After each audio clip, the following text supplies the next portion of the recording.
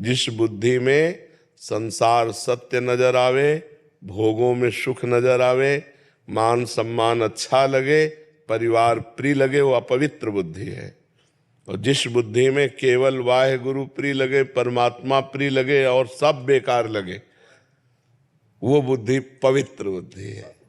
केवल परमात्मा प्रिय लगे, अपना शरीर भी प्रिय न लगे। देखो महापुरुषों के शरीर को कितना कष्ट दिया गया, अपार कष्ट, जो हम सोच के थर्रा जाते हैं। और वो कह रहे तेरा किया।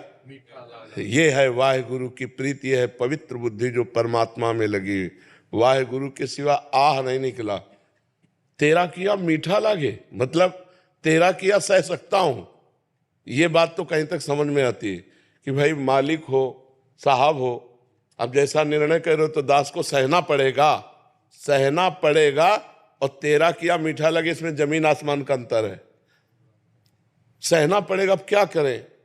और उसमें तेरा किया मीठा लागे, तेरा किया मीठा लगे। वाह वाह गुरु, जैसे आप कर रहे हो मुझे बहुत अच्छा लगा। ये शरीर रहित महापुरुषों ने केवल प्रवचन नहीं दिया, करके दिखा दिया। अपनी गर्दन उड़वा दी, सामर्थ्य इतनी कि सब कुछ कर सकते हैं, लेकिन चुप होकर सह गए। अपने जब हम शरीर को प्रिय मानकर और भोगों का चिंतन करते हैं तो हमारी बुद्धि अपवित्र हो जाती है। और जब हम परमात्मा को प्रिय मान करके संसार में बर्ताव करते हैं तो हमारी बुद्धि पवित्र हो जाती है। पवित्र बुद्धि अपने स्वरूप का अनुभव कर सकती है, अपवित्र बुद्धि देह का दर्शन करा सकती है।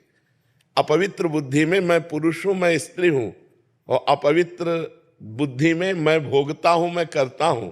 अपवित्र बुद्धि में मैं करूंगा, मैं भोगूंगा, ये सब मायाकृत है। पवित्र बुद्धि में जो कराओगे वो होगा, जैसे रखोगे वैसे रहूंगा, आपके सिवा मेरा कोई नहीं। जब अंदर से रहता है कि आपके सिवा कोई नहीं, तब हम ये जान पाते हैं कि हमारा स्वरूप क्या है। और स्वरूप में जो स्थित होता है वही देह की धज्जियां उड़ जाने पर भी आह नहीं बोल सकता। और जो स्वरूप में स्थित नहीं तो जरा से काटे तो आह निकल आएगा। नहीं, मतलब गजब की निष्ठा, गजब की निष्ठा। तपते हुए तवे पे बैठाल दिया गया, ऊपर से जलती हुई बालू डाली जा रही है और विविध प्रकार के क्लेश दिए जा रहे हैं, लेकिन आह नहीं है। वही चेहरे पर मुस्कुराहट, वही वाहेगुरु का नाम, दूसरी कोई। तो ये है शरीर स्थिति से ऊपर उठे हुए स्वरूप में पहुंचे महापुरुष को।